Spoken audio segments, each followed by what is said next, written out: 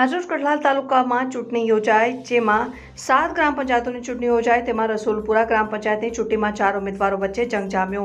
ત્યારે બપોરના 1 વાગ્યા સુધીમાં 50% જેટલું મતદાન થયું। મતદારો પોતાનું મતદાન અવશ્ય અધિકાર સમજીને કરી રહ્યા છે। આવનારા દિવસોમાં જ ખબર પડે કે લસુંદરા ગ્રામ પંચાયતમાં સરપંચ કોણ બને છે।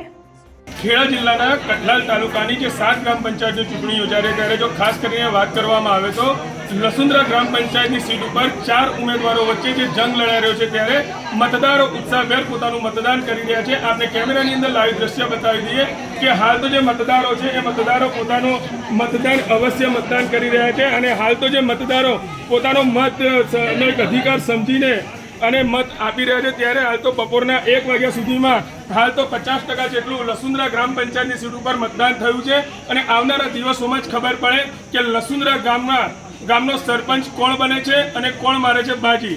Imran Vora, Bharat time news, Kheda, Kathlal.